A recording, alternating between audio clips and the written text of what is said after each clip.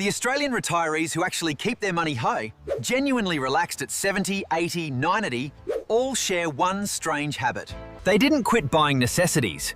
They quit buying 7 very specific things that quietly drain everyone else's savings. A couple of these might sting if you bought one last week, Han? Stick around, because number 1 changes everything.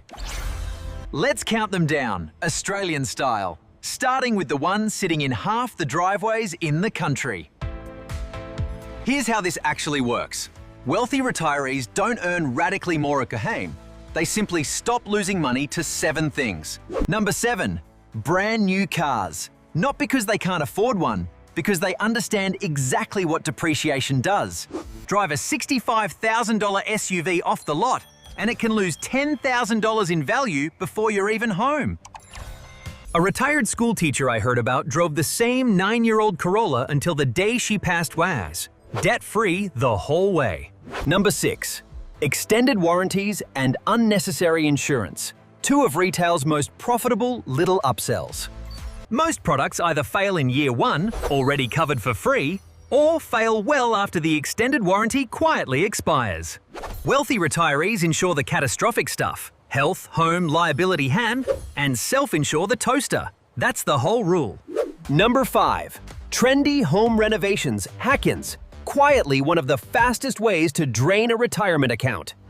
Spend $80,000 on a trend-driven kitchen, and you'll typically only recoup around 60 to 70% on resale. The wealthiest retirees I've heard of haven't touched their kitchen's look since the 90s bine, and their bank balance shows it. Number 4. Luxury status goods. Something genuinely flips once people build real wealth. They stop buying the logo. The point of a designer logo is telling strangers what you can afford. Once you're actually wealthy, you stop caring what strangers think.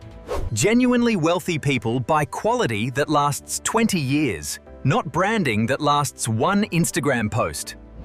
Number 3. Expensive hobbies dang. This is where a lot of retirements quietly go to die. A golf and boating habit can easily run $25,000 to $50,000 a year. Hiking and gardening might run $500,000. Over 25 years, that gap is the difference between a real inheritance and asking the kids to help with the rates bill. Number 2. Percentage-based financial advisors cranes. And this one genuinely surprises people once they see the real math.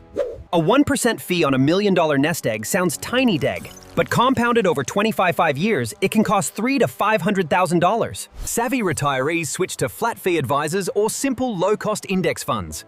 Same guidance, without the silent yearly bleed. And number 1 path, the biggest thief of all prize, emotional purchases. Buying because of a feeling, not a need. Bored on a Tuesday, a little lonely, scrolling past a friend's holiday photos, why?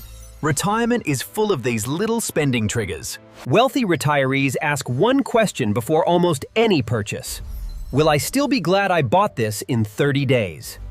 So there's the real list. Cars, warranties, trends, logos, expensive hobbies, advisor fees, and emotional spending. None of it is about being cheap. It's about which purchases quietly work against the retirement you're actually trying to build. The wealthiest retirees didn't get there from a lucky windfall. They got there by quietly not buying what everyone around them was buying. Money genuinely can't fix a feeling, and the day you accept that is the day your retirement account stops leaking.